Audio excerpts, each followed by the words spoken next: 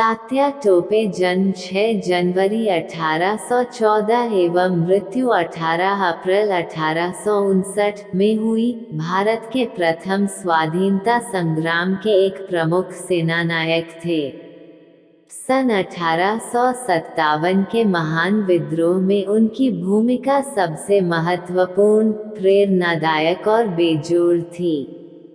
तात्या का जन्म महाराष्ट्र में नासिक के निकट येवला नामक गांव में एक देशस्थ ब्राह्मण परिवार में हुआ था। उनके पिता पांडुरंग राव भट्ट मावले का पेशवा बाजीराव द्वितीय के घरों कर्मचारियों में से थे। बाजीराव के प्रति स्वामिभक्त होने के कारण वे बाजीराव के साथ सन 1818 में बिठूर चले गए थे। तात्या का वास्तविक नाम रामचंद्र पांडुरंग राव था, परंतु लोग स्नेह से उन्हें तात्या के नाम से पुकारते थे। तात्या की जन्म तिथि 6 जनवरी 1814 माना जाता है। सन 57 के विद्रोह की शुरुआत 10 मई को मेरठ से हुई थी। जल्दी ही क्रांति की चिंगारी समूचे उत्तर भारत में फैल गई। विदेशी सत्ता का खूनी पंजा मोड़ने के लिए भारतीय जनता ने जबरदस्त संघर्ष किया। उसने अपने खून से त्याग और बलिदान की अमर गाथा लिखी। उस रक्तरंजित और गौरवशाली इतिहास के मंच से झांसी की रानी लक्ष्मीबाई, नाना साहब पेशवा, राव साहब, बहादुर शाह जफर आदि के विदा हो जाने के बाद करीब 1 साल बाद तक तात्या विद्रोहियों की कमान संभाले रहे। सन 1857 के विद्रोह की लपटें जब कानपुर पहुंची और वहां के सैनिकों ने नाना साहब को पेशवा और अपना नेता घोषित किया, तो तात्या टोपे ने कानपुर में स्वाधीनता स्थापित करने में अगुवाई की। तात्या टोपे को नाना साहब ने अपना सैनिक सलाहकार नियुक्त किया। जब ब्रिगेडियर जनरल हेवलॉक की कमान में अंग्रेज सेना ने इलाहाबाद की ओर से कानपुर पर हमला किया, तब तात्या ने कानपुर की सुरक्षा में अपना जी जान लगा दिया, परंतु 16 जुलाई 1857 को उसकी पराजय हो गई और उसे कानपुर छोड़ देना पड़ा। शीघ्र ही तात्या टोपे ने अपनी सेनाओं का पुनर्गठन किया और कानपुर से 12 मील उत्तर में बिठूर पहुंच गए। यहां से कानपुर पर हमले का मौका खोजने लगे। इस बीच हेवलॉक ने अचानक ही बिठूर पर आक्रमण कर दिया। यद्यपि तात्या बिठूर की लड़ाई में पराजित हो गए, परंतु उनकी कमान में भारतीय सैनिकों ने इतनी बहादुरी प्रदर्शित की कि अंग्रेज सेनापति को भी प्रशंसा करनी पड़ी। तात्या एक बेजोड़ सेनापति थे। पराजय से विचलित न होते हुए वे बिठूर से राव साहेब सिंधिया के इलाके में पहुंचे। वहां वे ग्वालियर कंटिजेंट नाम की प्रसिद्ध सैनिक टुकड़ी को अपनी ओर मिलाने में सफल हो गए।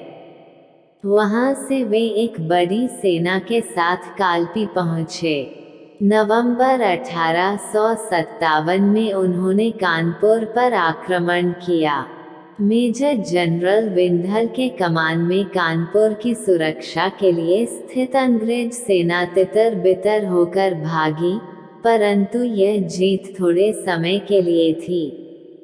ब्रिटिश सेना के प्रधान सेनापति सर कॉलिन कैंपबेल ने तात्या को 6 दिसंबर को पराजित कर दिया। इसलिए तात्या टोपे खारी चले गए और वहां नगर पर कब्जा कर लिया। खारी में उन्होंने अनेक तोपें और 3 लाख रुपए प्राप्त किए, जो सेना के लिए जरूरी थे। इसी बीच 22 मार्च को सर ह्यूरोज ने झांसी पर घेरा डाला। ऐसे नाजुक समय में तात्या टोपे करीब 20,000 सैनिकों के साथ रानी लक्ष्मीबाई की मदद के लिए पहुंचे। ब्रिटिश सेना तात्या टोपे और रानी की सेना से घिर गई। अंततः रानी की विजय हुई। रानी और तात्या टोपे इसके बाद काल्पी पहुंचे। इस युद्ध में तात्या टोपे को एक बार फिर यूरोज के खिलाफ हार का मुंह देखना पड़ा। कानपुर, चरखारी, झांसी और कोंच की लड़ाइयों की कमान तात्या टोपे के हाथ में थी। चरखारी को छोड़कर दुर्भाग्य से अन्य स्थानों पर उनकी पराजय हो गई। तात्या टोपे अत्यंत योग्य सेनापति थे।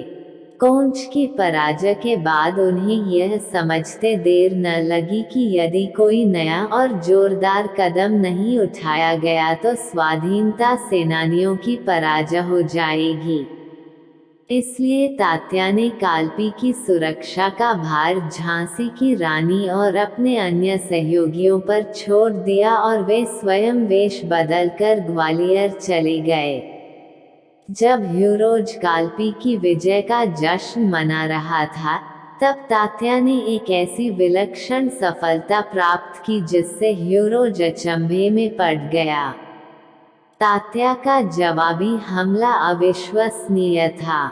उसने महाराजा जयाजी राव सिंधिया की फौज को अपनी ओर मिला लिया था और ग्वालियर के प्रसिद्ध किले पर कब्जा कर लिया था।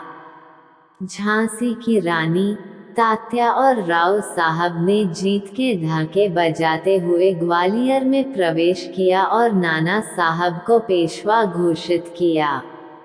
इस रोमांचकारी सफलता ने स्वाधीनता सेनानियों के दिलों को खुशी से भर दिया, परंतु इसके पहले कि तात्या टोपे अपनी शक्ति को संगठित करते, यूरोज ने आक्रमण कर दिया। फूलबाग के पास हुए युद्ध में रानी लक्ष्मीबाई 18 जून 1858 को शहीद हो गईं। इसके बाद तात्या टोपे का 10 माह का जीवन अद्वितीय शौर्य गाथा से भरा जीवन है। लगभग सब स्थानों पर विद्रोह कुचला जा चुका था, लेकिन तात्या ने 1 साल की लंबी अवधि तक मुट्ठी भर सैनिकों के साथ अंग्रेज सेना को झकझोरे रखा। इस दौरान उन्होंने दुश्मन के खिलाफ एक ऐसे जबरदस्त छापेमार युद्ध का संचालन किया, जिसने उन्हें दुनिया के छापेमार योद्धाओं की पहली पंक्ति में लाकर खड़ा कर दिया। इस छापेमार युद्ध के दौरान तात्या टोपे ने दुर्गम पहाड़ियों और घाटियों में बरसात से उफनती नदियों और भयानक जंगलों के पार मध्य प्रदेश और राजस्थान में ऐसी लंबी दौड़ दौड़ी जिसने अंग्रेजी कैंप में तहलका मचाए रखा। बार बार उन्हें चारों ओर से घेरने का प्रयास किया गया और बार बार तात्या को लड़ाइयाँ लड़नी पड़ी, परंतु यह छापामार योद्धा एक विलक्षण सूझबूझ से अंग्रेजों के घेरों और जालों के परे निकल गया। तत्कालीन अंग्रेज लेखक सिल्वेस्टर ने लिखा है कि हजारों बार तात्या टोपे का पीछा किया गया और 40-40 मील तक एक दिन में घोड़ों को दौड़ाया गया, परंतु तात्या टोपे को पकड़ने में कभी सफलता नहीं मिली।